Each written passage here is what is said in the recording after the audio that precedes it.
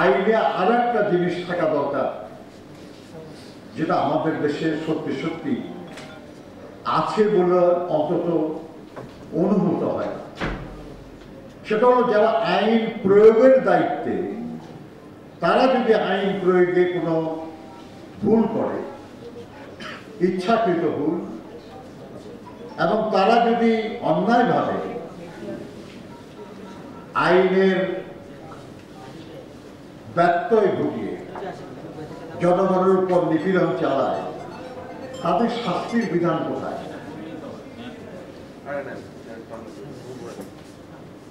শুধু ভালো কথা বলে সবাইকে ভালো করা যায় না। এমনকি মানব ভাইরা সংস্কার কমিশন আলাপ করছেন যে আমাদের যে সাংবিধানিক প্রতিষ্ঠান, আমাদের যে সংবিধিবদ্ধ প্রতিষ্ঠানগুলি, বিশাল ক্ষমতার অধিকারী যারা, তাদের কি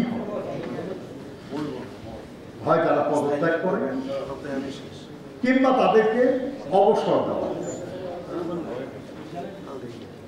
কিন্তু একজন সাধারণ মানুষ একটা দেশের বা অন্য একটা মানুষের কতই বা ক্ষতি করতে পারে।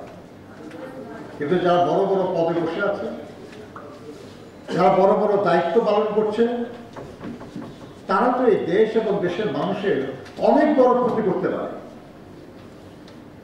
তাহলে এর প্রত্যেকটা প্রতিষ্ঠানের ব্যাপারে এই যে সুরক্ষা আইন, এইসব আইনের যারা কার্যকর করবে, প্রত্যেকটা ব্যাপারে যারাই ক্ষমতার অধিকারী হবে রাষ্ট্রের মাধ্যমে, তাদের প্রত্যেককে দায়বদ্ধ এবং জবাবদিহিতার আওতায় আনা।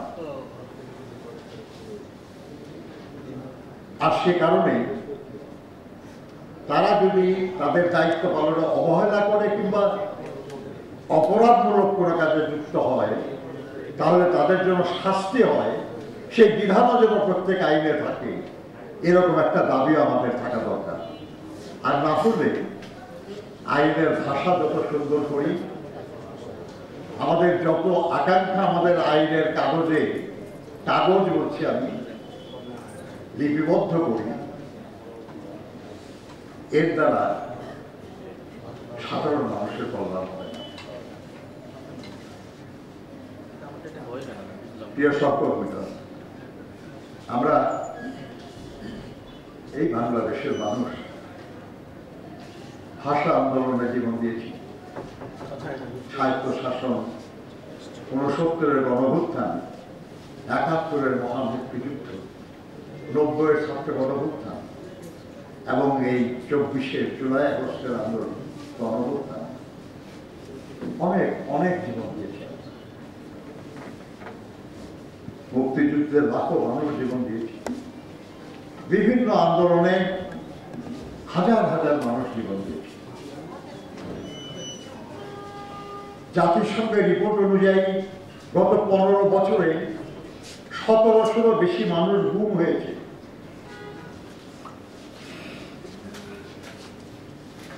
বিচার বহির্ভূত হত্যার শিকার হয়েছে অনেক, খুন হয়েছে অনেক, লক্ষ লক্ষ মানুষ নিপীড়ন সহ্য করেছে। এত কিছু করার পরে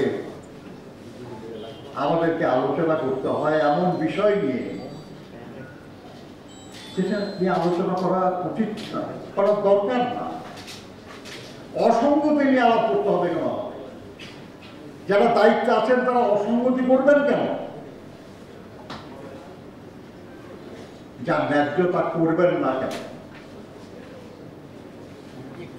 বন্ধুরা, আর কত জীবন দেবে দেশের মানুষ, আর কত লড়াই করবে দেশের মানুষ? মানুষ প্রাইমারি স্কুল থেকে হাই স্কুলে উঠে, হাই স্কুল থেকে কলেজে যায়, কলেজ থেকে বিশ্ববিদ্যালয়ে যায়, আস্তে আস্তে মানুষ উন্নত হয়, আস্তে আস্তে মানুষের পরিবর্তন হয়, ইতিবাচক পরিবর্তন। আর আমরা বারবার যেন সাপ রুডুর মতো অনেক দূর আগে যাই, আবার সাপে কেটে নিচে চলে আসি, আবার আগানোর চেষ্টা করি। এটা গ্রহণযোগ্য।